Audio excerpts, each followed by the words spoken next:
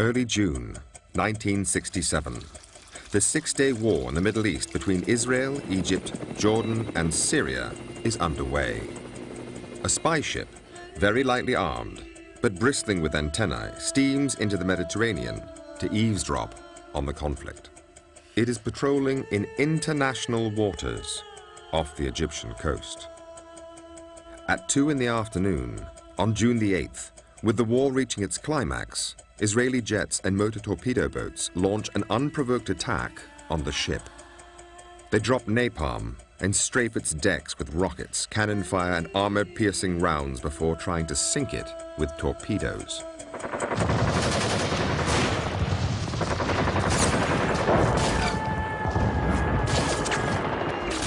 We had no way to defend ourselves, and it was just, we're just slaughtered. And they shot up the life rafts that were put into the water, and they shot the ones that were still on board the ship.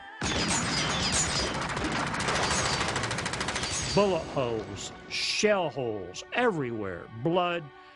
The forecastle, the front part of the ship, was just red with blood.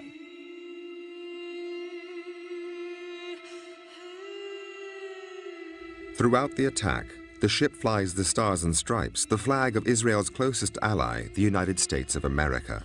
Its name, the USS Liberty, is freshly painted on its stern, and the bow carries the distinctive numbers of an American naval vessel. Out of a crew of just under 300, there were 34 killed and 172 injured in varying degrees to life-threatening, life-debilitating injuries. So that was more than 2/3 of the crew.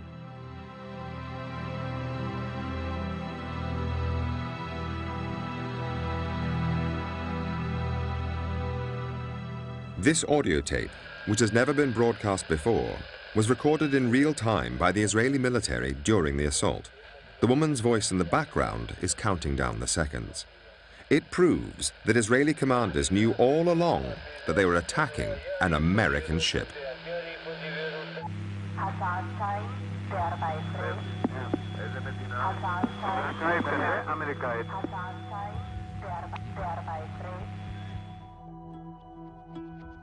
For the first time, this and other evidence allows us to reveal the true story of what happened that day and what came after. When a deadly assault by one ally on another was covered up and an American president was manipulated by the secret agents of a foreign power, events that have shaped US-Israeli relations ever since.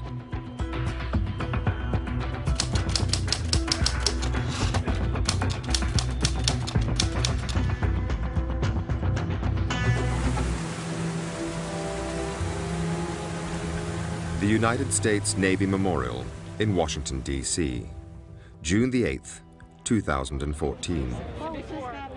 Every year, on the anniversary of the attack on the USS Liberty, survivors, relatives, and supporters gather together. It's a remembrance of those who were killed that day, the 34. I'm Dave Lucas. I was in charge of the deck force. I was 25. My first child was born when I was one day out on that cruise. So as long as there are survivors and maybe children of survivors, I think this will probably be an annual event. And salute. Forward. The names out. Oh. Jack Raper. Punctuated by the tolling of a Navy bell. David Marlborough. And the playing of taps, the traditional military funeral lament.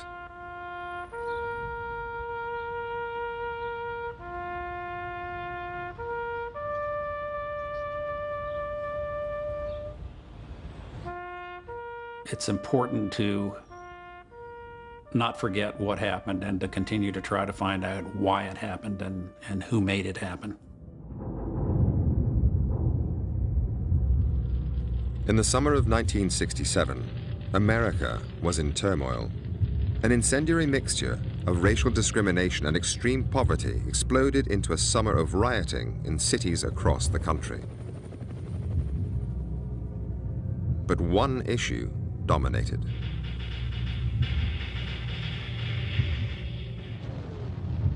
The Vietnam War. In all, 10,000 troops would die that year. The Americans were trapped. They couldn't leave, and they couldn't win.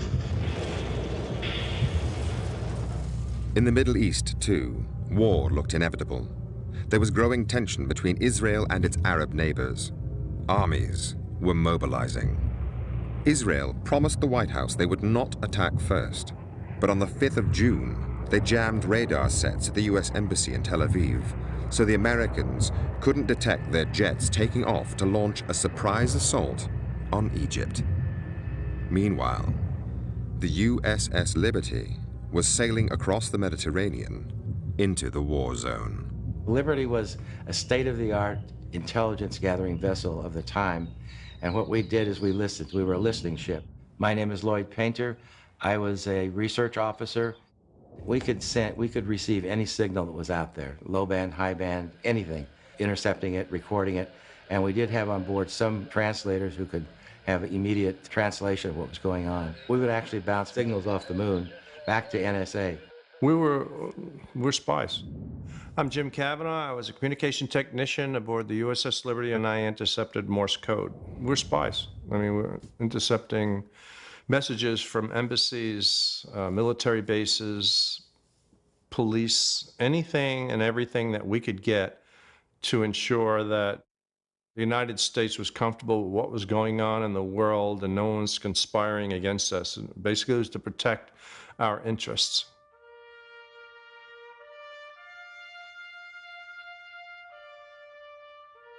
This was the Cold War.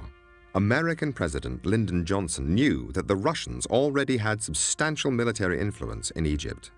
He needed to find out what they were going to do next, to make sure that a local conflict did not become a world war, with the USA backing Israel and Russia siding with the Arab cause. I was assigned as a Russian linguist aboard the ship. I'm Bryce Lockwood, United States Marine Corps, retired. The Israelis. Our primary purpose was to intercept communications of the Russian spy aircraft as it were at Alexandria, Egypt, and that was our job, was to find them. We were not targeted against the Israelis. Life was very relaxing. One of the nice things about the Liberty is we had air conditioning because we had communications equipment, so we were cool in the hot days. It was a very laid-back, very clean ship. It was spotless. The morale was pretty high, I mean, very high. By the time the Liberty arrived off the coast of Egypt on the 8th of June, the war had just 2 days left to run. Israel had Gaza Strip. Jordanian forces were beaten, and Egypt was conceding defeat. Only Syria held out. The airwaves were dead. The only voices we did get were those of Israeli or Hebrew was what we were hearing. My name is Bob Wilson.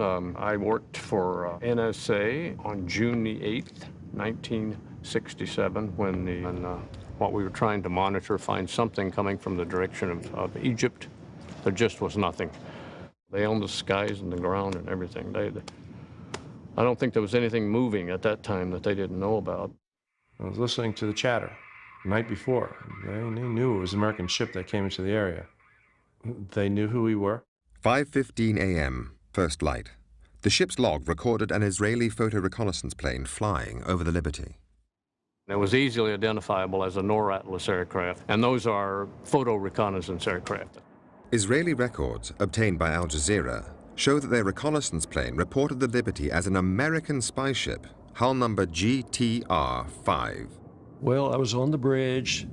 I'm John Scott. I was the damage control officer. And it circled the ship kind of in a broad circle and headed back towards Israel. Israeli planes then continued to fly over the Liberty all morning. And they would do half-moon passes over us, and we saw that they were Israeli.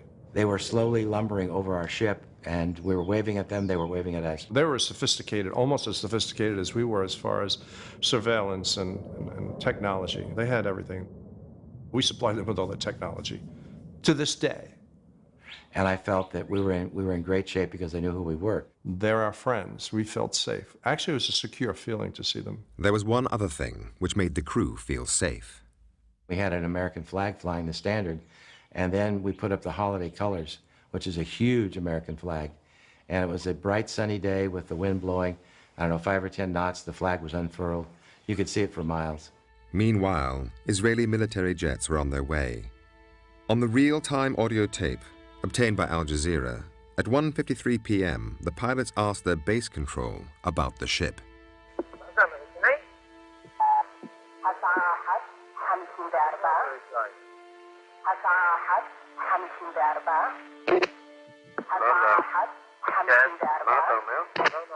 The USS Liberty was the only ship of any size in the area. The American Sixth Fleet, including 2 aircraft carriers, was 500 miles away. Oh, it was a great day. Hello, I'm Jim Smith. I was a damage controlman in engineering. I mean, I'm 20 years old at the time. I come from a small town, used to throw hay bales in the summertime for $1 an hour. Sun was shining, blue sky, clouds, nice, people sunbathing on the deck. We had lunch, and 5 minutes later, maybe, here came the jets, and nobody really knew what was happening until they started firing at us.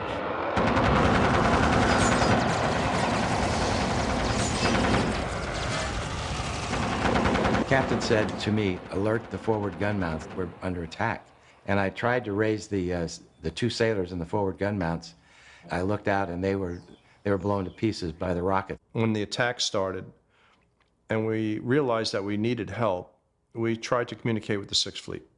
They were jamming both our distress frequencies and our tactical frequencies. The tactical frequencies is all right, but the international distress frequencies is a violation of international law to jam them, and the Israelis were jamming them. And we could not get a signal across. Here's the question I have to ask. Who would know the frequencies other than an ally? And who was the ally in the war? It wasn't Egypt. It was Israel.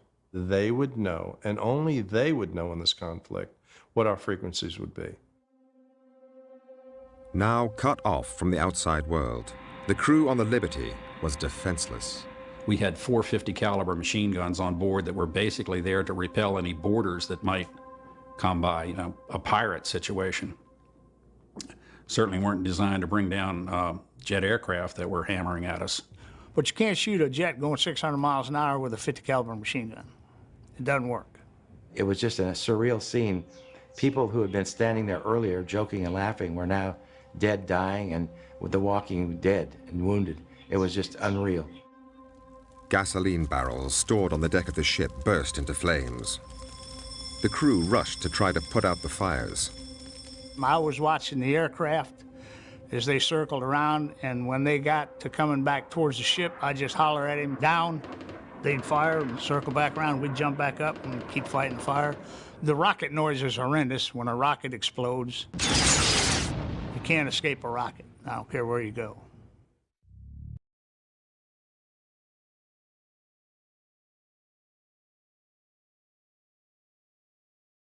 A new, much deadlier weapon.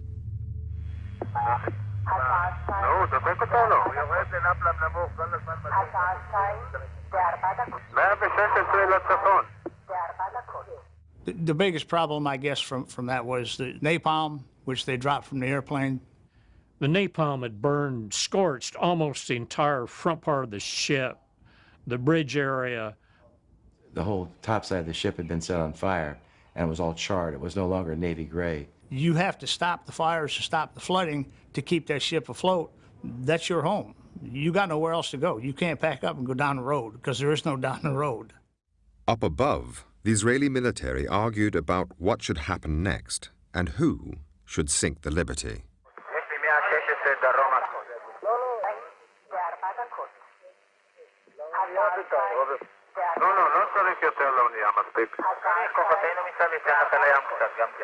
I remember thinking, I was in pretty good shape then. I said, I think I could swim it to the shore. And then I thought sharks. And I thought a lot of things, all quickly, you know.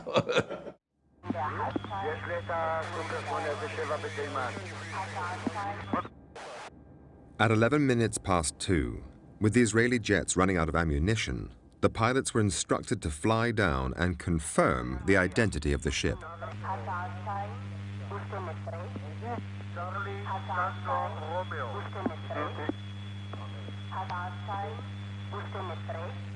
It was now 12 minutes past 2, and the Israeli control tower knew for certain this was an American ship, the same one its forces had first identified at 5:15 a.m. that morning, and then buzzed again during 7 additional reconnaissance flights throughout the day.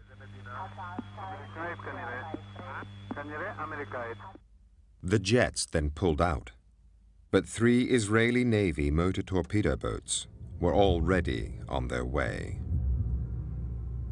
The USS Liberty was a spy ship.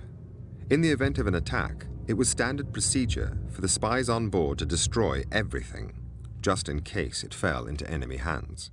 Everyone was destroying material. Everyone was stripping information off of computers, ripping computers open, pulling information out. That's something you just don't want to hear aboard ship. You've done all this work, collected this intelligence and processed it, and now you have to destroy it. You just didn't want the enemy to get a hold of anything classified.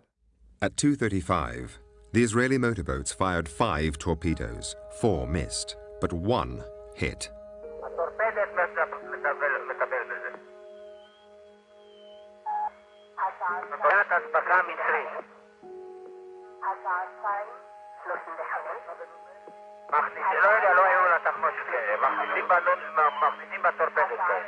It had been over 9 hours since the Israeli military first identified the Liberty. Israeli planes had flown over it repeatedly, and 20 minutes earlier, their control tower had confirmed it yet again as an American ship. 25 Americans were about to die in a single moment. This is what it looks like when a torpedo hits a ship the size of the Liberty. The torpedo threw us up in the air like a roller coaster. It felt like one coming down. Dead silence, lights all off, smoke and haze everywhere. I went back to the drinking fountain and filled it with blood. Reached down to get a drink, and a black man stared back at me.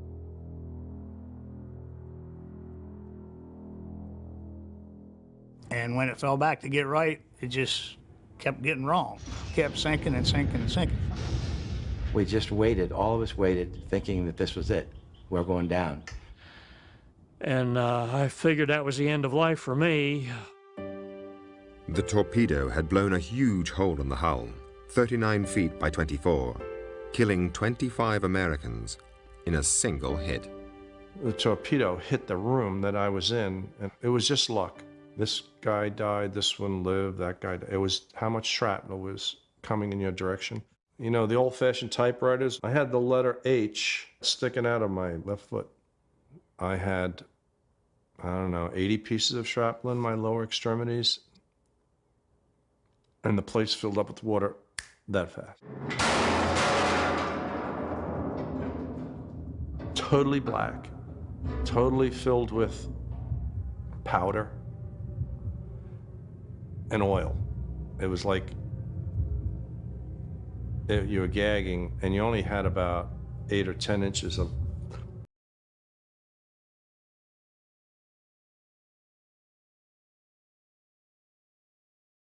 swim underwater 4 or 5 strokes, come back up, and then frantically catch a breath and try to find something else to hold on to. I got pulled through the hatch and onto the deck. Others were not so lucky. My friend Ronnie Campbell had a desk right there.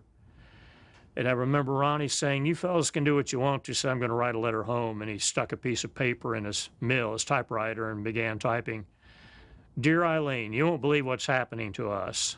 And just seconds after that, the torpedo struck and killed both the 2 Marines, killed my friend Ronnie Campbell. And my job was to try to get probably 20 or 30 wounded sailors out to the main deck and to the life rafts. So I went up and looked out myself before I tried to get anyone up, and that's when I observed a motor torpedo boat, Israeli, plainly marked with the Star of David, machine gunning our life rafts.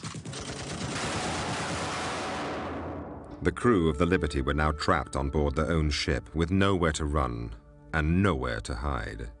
The torpedo boats came in closer and began to machine gun the ship using armor-piercing projectiles. The armor-piercing, the shells that they were using were leaving holes about that big around in the metal plating. Just peeled it out like it was orange peel. At close range, the armor-piercing rounds ripped through the steel hull of the ship. Nowhere was safe. This bullet was retrieved from one of the navigational books at the rear portion of the bridge. It had penetrated the skin of the ship, gone through at least one other book, and then stopped in the second book. This is part of an armor-piercing shell. The outer portion or jacket makes the hole that this then goes through. And a bullet like this that hit Seaman Francis Brown and killed him. He died right on the spot, just fell to the floor dead. He was just barely 18.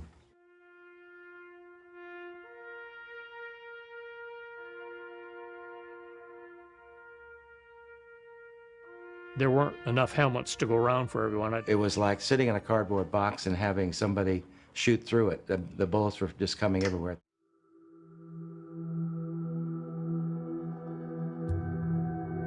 Throughout the attack, the Liberty had been silent to the outside world. All its aerials were either smashed or jammed. We had one whip antenna which hadn't worked the entire cruise, and it had a bullet hole in it.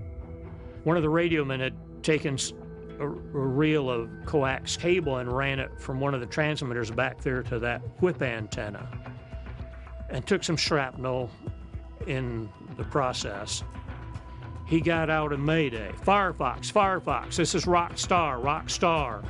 Under attack by unidentified surface and naval air units, require immediate assistance. The American Sixth Fleet was 500 miles away and picked up the signal. So did the Israeli armed forces. The attack stopped shortly afterwards. The American aircraft carriers were in the middle of a nuclear weapons drill and had to rearm with conventional bombs before they could take off. Once the Israelis knew the US jets were in the air, they summoned the American naval attaché and told him there had been a terrible mistake. The American planes were recalled. As they returned, Israeli helicopters flew out to the Liberty. This one had some personnel from the Israeli government, and the U.S. Naval Attaché dropped a brown paper sack on the deck in the forepart of the ship. Weighted down with an orange, had a business card in it. It landed right next to the severed leg of one of the deck personnel. And the note said,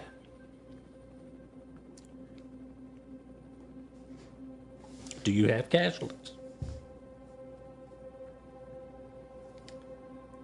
Pretty obvious that there were casualties. I mean, there's still body parts and blood streaming down the bulkheads. So his message, "Do you have casualties?" was kind of out of place. One of the sailors carried that sack back to the captain, and the captain took out the note and read it, looked up at the helicopter and popped the social finger at him.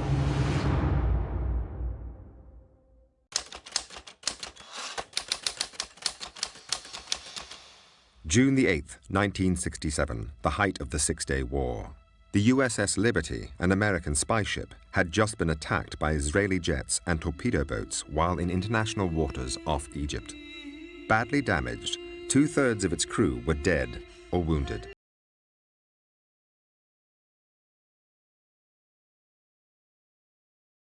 As soon as the news reached Washington, the attack on the Liberty instantly triggered a domestic political crisis.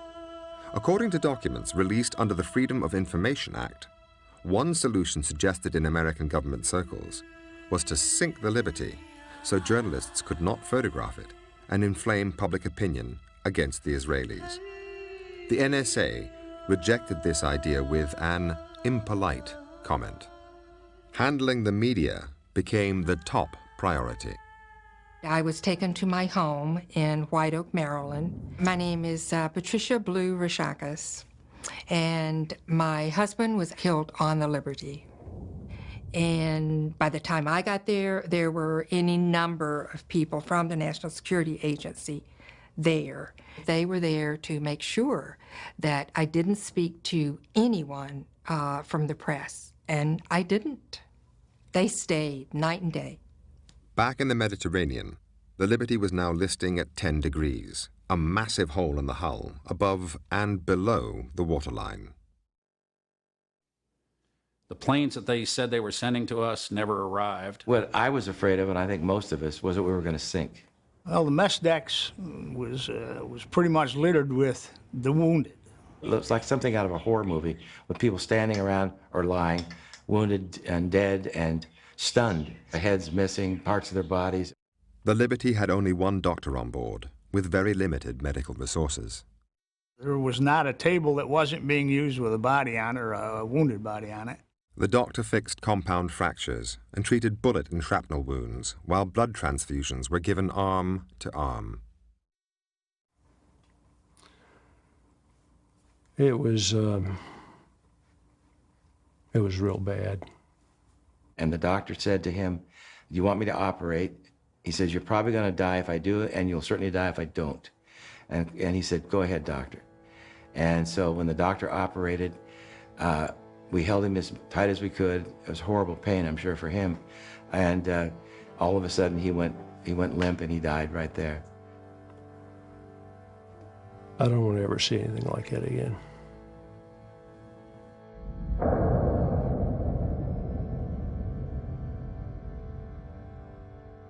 Captain McGonigal received a pretty bad leg injury, lost a lot of blood. He was navigating by the stars. We had a little bit of power and tons of water in our belly, which meant the ship waved back and forth all night long. The next day, American ships arrived to take the injured and the dead off the Liberty. The American government now made sure that no journalists could get anywhere near the crew. When they took the severely wounded to various parts, they actually posted guards on their rooms so that no one could be interviewed by the press. The total press blackout was in effect. Back in Washington, the government ensured there was little information for the press, while politics went on behind closed doors. I was told to go up urgently to the 7th floor. Well, my name is Bill Woolley. I was in charge of the Arab-Israel desk. Sit in because the Secretary of State himself, Dean Rusk, had summoned Ambassador Harman of Israel to come in urgently. And so I sat through the meeting taking notes, and in a loud voice, the Secretary was really demanding some explanation for why and what had happened. The ambassador himself seemed to be ignorant of the incident. He immediately said, "I can't believe what you're telling me. It would be impossible. It would be unheard of." It was especially tough for Lyndon Johnson, to date the most pro-Israeli American president in history. Johnson was in a very tough mood. I'm Tom Hughes. I was director in the State Department, director of intelligence and research at the time of the Liberty incident in '67. Attack on the Liberty, Johnson himself briefed Newsweek magazine off the record that the Israelis had attacked, and the reason they'd attacked was that they thought this was an intelligence ship that was intercepting perhaps Israeli as well as Egyptian communications. But then everything changed. The fact that Johnson himself was the leaker and briefer of Newsweek was soon leaked. And this alarmed, of course, the Israeli embassy and their leading friends in the Jewish organizations. The Israeli embassy regarded this as a major problem, and that what Johnson had told Newsweek practically amounted to blood libel. Declassified Israeli documents show they were going to threaten President Johnson with blood libel, gross anti-Semitism, and that would end his political career. Blackmail. This is Admiral Bobby R. Inman, U.S. Navy retired. I'm a former director of the National Security Agency. But they know if he is thinking about running again, he's going to need money for his campaign. So alleging that he's blood.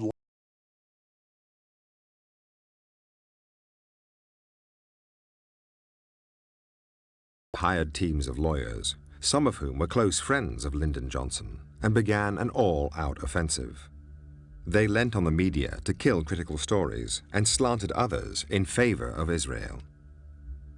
There was a campaign mounted to see if what could be done about returning Johnson to his normal, predictable pro-Israeli position.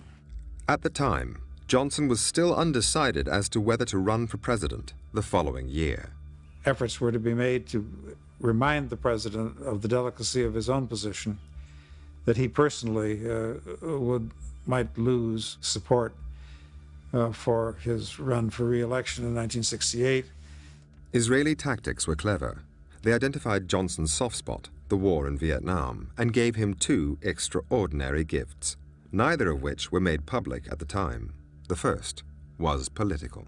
One of Johnson's complaints about Israel was that many of the Jewish organizations and the heads of leaders in the Jewish community were opposing him on Vietnam, and they were suddenly becoming more silent on Vietnam as the Liberty Crisis moved. So he also knew that there was a move back in his favor if he was moderate on Israel. There was a second gift, much more secret, but vital to the American president. The dreadful death toll in Vietnam was dominating the domestic news agenda. The North Vietnamese had Russian surface-to-air missiles, which were bringing down American aircraft on a daily basis. The American military attaché in Israel got a surprise visit from a senior Israeli intelligence officer. Took some helicopters and went across the North Red Sea to the surface-to-air missile sites, and not only captured them, but took back everything. The launchers, the missiles, the maintenance manuals, the rest of it. And then he went to the U.S. Embassy, to the air attaché, and said, I think I have something you might be interested in. And of course, those were the same missiles that our aircraft flying over North Vietnam were encountering day to day. And countermeasures was a huge issue. So grateful was the American government, they gave Israel two gifts in return. They resupplied them with the weapons they had just lost in the war, and the Liberty Inquiry run by the Department of Defense, the DoD, was watered down. All that's influenced by what have we benefited from the captured SA-2 missile sites. Soon, Johnson did respond and took a much more lenient line and wished that the whole incident could be put behind us as soon as possible. Johnson's softer approach to Israel was immediately reflected in the American Navy inquiry, which was now underway on board the Liberty. We began to realize that a cover-up was descending upon us. A lot of people that were in a key position to offer testimony were not given that opportunity. I testified to the machine gunning of life rafts, to the captain's state of mind, and it was that those two issues in particular were totally omitted. Lloyd Painter was not the only officer to have his testimony ignored. I saw what looked like unburned Vaseline, and I scraped a little bit of it off and put it in the jar and sealed the cap on. And I presented it to the Court of Inquiry, and that's the last I saw of that jar. There was no mention of napalm, and I'm sure that's what it was. They didn't want to hear any of that. I didn't know that at the time. I didn't know it till many months later that none of that had been recorded. Looking back on it, it was a total sham. The U.S. Court of Inquiry reported in just 20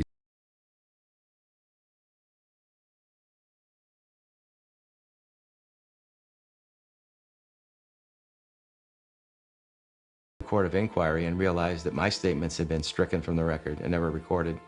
So I knew then for certain that the cover-up was massive. The Israelis then rushed out their own report, which concluded that the whole affair was a series of mistakes and that no one was to blame.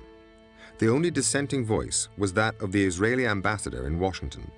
he sent a secret telegram back home arguing that Israel was clearly guilty. He cited the audio tape of the attack, the existence of which was known to top Israeli officials, and mentioned the crucial 20-minute gap that followed the Liberty's identification and the launch of the torpedoes against her.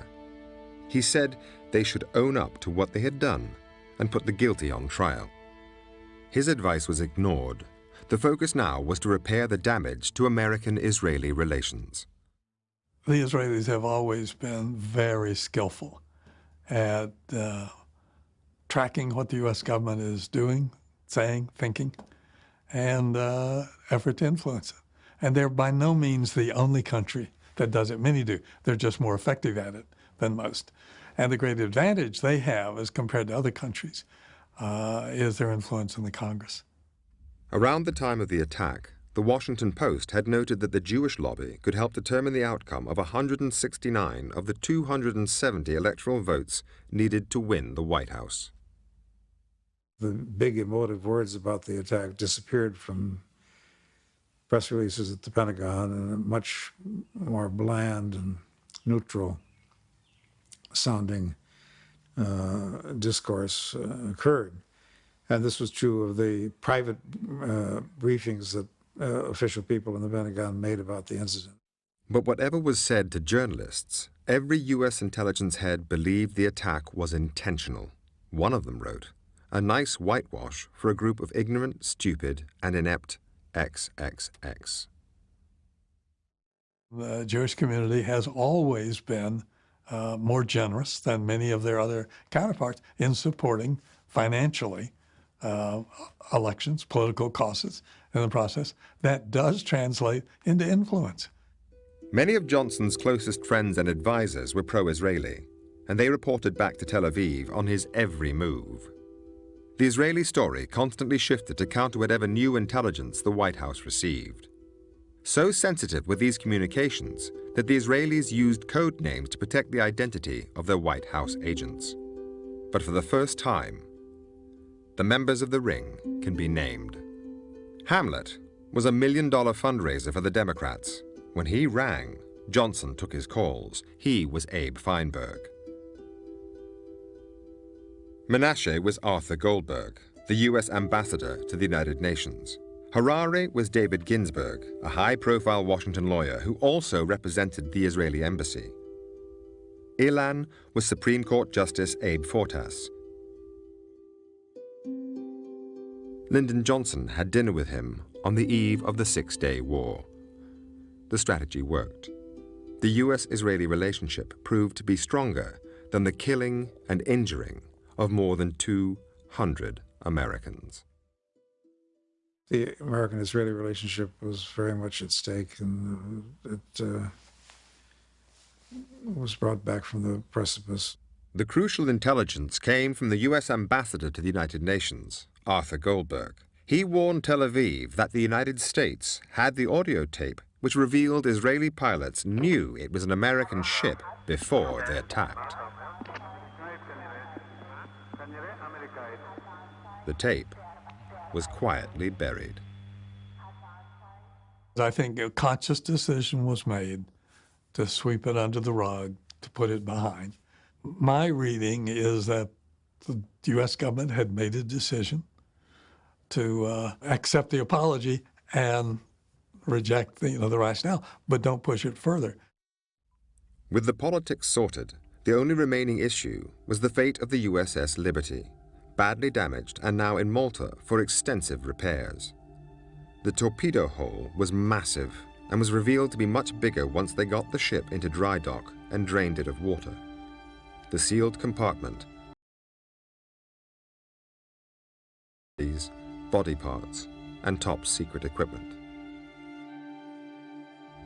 You could smell death and you could smell oil. That's what I remember. As soon as the air hit the bodies, they began to deteriorate rapidly. You do what you have to do. They were your shipmates, still are. The Navy was more concerned with equipment parts than they were body parts. But when I went down, I knew that you couldn't separate the two. We had to start shoveling up the parts, 168 bags worth. Elsewhere, the makeup artists were getting to work. We were in the dry dock about 6 weeks. And 300 Maltese workers. They're working 2 shifts a day, and I think 7 days a week to try. They were cutting out the shell holes, welding plates over that, and fabricating metal to cover the torpedo hole. And then in one day, they painted the entire ship. We looked like nothing ever happened. We took it across the Atlantic. It was like being in a cemetery. But when we pulled into port, we looked good. This press and everything were there. And we looked like basically nothing really happened. So it was great for the press to downplay what really happened to us. While the survivors met the widows and friends, the 168 bags of body parts and top-secret equipment were quietly taken to an incinerator and burnt. A year later, and the Liberty captain William McGonigal was given the Medal of Honor, America's highest award for gallantry. The tradition has always been that it is presented by the President in the White House. I look at these two gallant Marines and I see America. Captain McGonigal never heard words like these from his commander-in-chief. There was no television coverage for him as he received his medal in a quiet ceremony in the Navy Yard.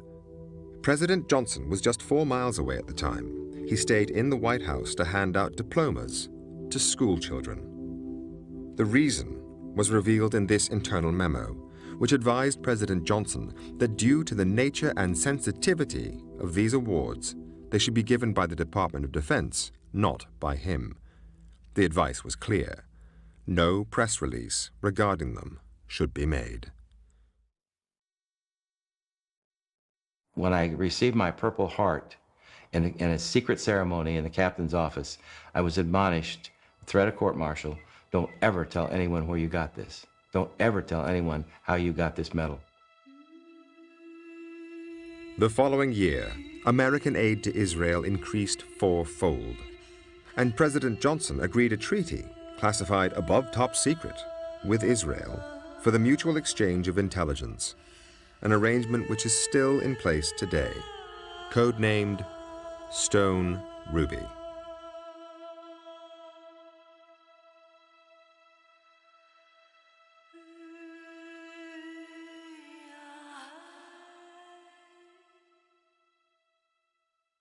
One of the things that bothers me is there wasn't a nice explanation of what went on.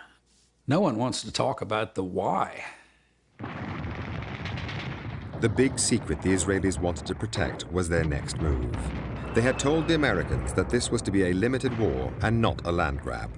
But on June 8, 1967, their forces were poised to attack and seize the Golan Heights and invade Syria, something they wished to keep from the White House until they'd done it. Successive American administrations, both Republican and Democrat, had refused to deal with the Liberty. Even the issue of war crimes against unarmed Americans has never been addressed. There was a war crimes report filed by the Liberty Veterans Association to address the issues of such war crimes as firing on life rafts. That was never answered properly. I don't think it was answered, period. The people who were responsible for attacking the Liberty were, by and large, the military individuals in the war room. I don't know how many, 4, 8, 10. Those are the people who came up with the plan. Those are the individuals who were responsible for the attack. The pilots, the motor torpedo boat personnel, they were ordered. You don't follow orders, go to jail. So they have to follow through. It wasn't the Israeli people who ordered that attack. It wasn't the average Jewish person who ordered that attack. We really need to exonerate the average Jewish person, Israeli, from this and go towards those individuals who are responsible for the attack. No one was really willing to take this on. Not the State Department, the White House, not the Congress. It's in everybody's best interest to just let this go. And that's exactly what they did. But by doing that, they left a lot of pain for the survivors and for the families, because there was a lot of broken families, broken marriages, alcoholism, depression, post-traumatic stress disorder.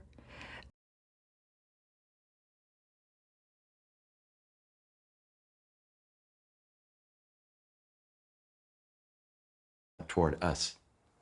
And we were actually, the fingers were pointed at us. And the Israelis they were never questioned as to why they did it. They only questioned us. The families still want answers from their government, which remains silent. For many, some memories never fade. We had a wonderful time just being together. I met Alan at a party. We spent a lot of time talking throughout the evening, and at the end of the evening, he said to me, are you busy tomorrow afternoon? And I said, well, no. And he said, do you think we could get married? Then I was told that he was among the dead. It was absolutely the worst moment of my life. There's not a day that doesn't go by where I don't think about those guys. I mean, I went through hell, but they left the earth.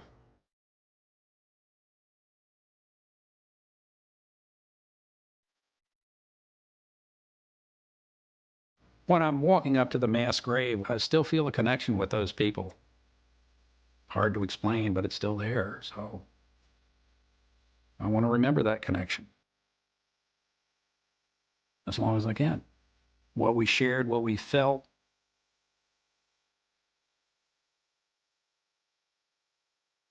It took 13 years of haggling before both sides finally agreed a compensation deal for the ship. By 1980, the bill plus interest was just over $17 million. Israel offered $6. The Americans accepted, then sold the Liberty for $100,000 scrap. The settlement for the victims was quicker, but many are still unhappy with it today.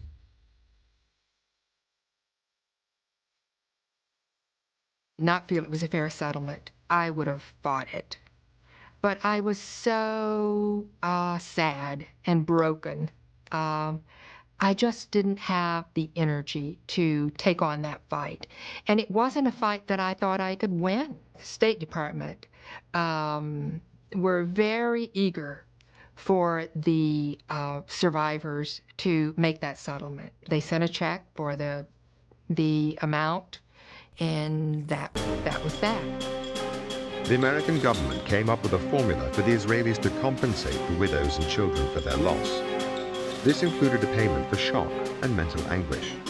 The widows got $25,000, with $10,000 for each of their children over 5. An American government lawyer doubted that children under 5 could sufficiently comprehend the event to suffer shock and grief. The U.S. proposed they should therefore receive nothing, an offer the Israelis accepted. Since the attack on the Liberty, the USA and Israel have grown ever closer. At the time, George Ball, the U.S. Undersecretary of State, noted that it seemed clear to the Israelis that, as American leaders did not have the courage to punish them for the blatant murder of American citizens, they would let them get away with anything.